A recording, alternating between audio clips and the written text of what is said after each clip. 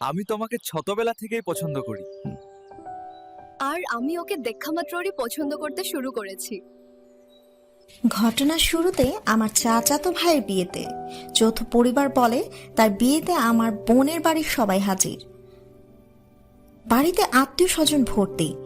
ভয় ভয় ইতিমধ্যে আমার বোনকে অভয় দিয়েছে, ফারজানা রাজি থাকলে আমাদের বিয়ের ব্যবস্থা সে করবে। অবশেষে গতকাল ফারজানাকেও বলেছি, তার কাছ থেকেও গ্রিন সিগন্যাল পেয়েছি। ফলে বিয়ের অনুষ্ঠানটি আমার জন্য অত্যন্ত আনন্দের। আমার বহুদিনের ইচ্ছা ফারজানাকে জড়িয়ে ধরার, সেই সুযোগ আমাকে করে দিল বিয়ের অনুষ্ঠান। কিন্তু সামান্য জড়িয়ে ধরার পরে যেন আমার ক্ষুধা বেড়ে গেল, মন চাচ্ছিল আরো বেশি কিছু। আর এই বেশির আশায় এমন কিছু ঘটে গেল যা আমার বোনের সাথে আমার সম্পর্ককে চিরদিনের জন্য পাল্টে দিল। অনু আজ প্রায় এক সপ্তাহ আমাদের বাড়িতে। দুলা ভাইও গতকাল এসেছে। বাড়িতে লোকজন ভর্তি। বিয়ে শেষে বউ নিয়ে যখন আমরা বাড়িতে আসলাম, বাড়িতে আর পা ফেলার জায়গা নেই।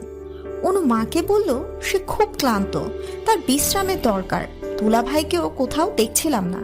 আমিও মৌকা পেলাম, সুযোগ পেলাম ফারজানাকে কিছু করার। বাড়ি কাজের মেয়েটার হাতে ছোট্ট চিরকুট ধরিয়ে দিলাম। স্টোর রুমে আছি আমি, এসো। আপাকে দিতে বললাম, তার মানে ফারজানাকে। কিন্তু আমি শুধু বলেছিলাম আপাকে দিতে, কোন আপা তা বলিনি। কাজের মেয়ে ভাবলো আপাকে দিতে বলেছি, ফলে সে অনু আপাকে দিয়ে আসলো। সে তো আর জানতো না কি লেখা আছে ওই চিরকুটে। যখন আমার বোন চিরকুটটি পড়লো, ভাবলো তার স্বামী মানে আমার দুলা ভাই ওই চিরকুট দিয়েছে। হয়তো দুলা ভাই কয়দিন কাজ করতে পারেনি বলে এই সুযোগে ঠেলাঠেলি করতে চাচ্ছে। বাচ্চাটাকে ঘুমিয়ে দিয়ে অনু দেরি করলো না। বড় কষ্ট লাঘব করার জন্য সে স্টোর রুমে চলে আসলো। বিয়ের কারণে অব্যবহৃত অধিকাংশ জিনিস স্টোর রুমে আশ্রয় পেয়েছিল, ফলে সেখানেও নড়াচড়ার মতো খুব বেশি জায়গা ছিল না। আমি ফারজানার জন্য অন্ধকারে অপেক্ষা করছিলাম। আপা দরজা খুলে ঘরে ঢুকলো। অন্ধকারে আমি যেন তাকে চিনতে পারলাম না, সেও পারলো না আমাকে চিনতে। যখন সে ঘরে ঢুকলো, এত দ্রুত আমি তাকে জড়িয়ে ধরে চুমু খেতে থাকলাম যে সে কোনো কথা বলার সুযোগ পেল না। দ্রুততার সাথে চুমু খেতে খেতে আমি তার আপেল দুইটিতে হাত দিলাম। আমি নাড়াচাড়া করছি। আশ্চর্য হলাম, কেননা ফারজানার আপেল এত বড় না।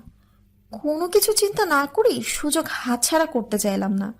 অন্যদিকেও যেহেতু একই অবস্থা, একটার পর একটা আপেল টিপতে থাকলাম। আস্তে আস্তে তার ব্লাউজ খুলে দিলাম, মুখ লাগালাম আপেলে। ওইদিকে আপার নিঃশ্বাস বেড়ে গেল। বাকিটা আরেকদিন বলবো।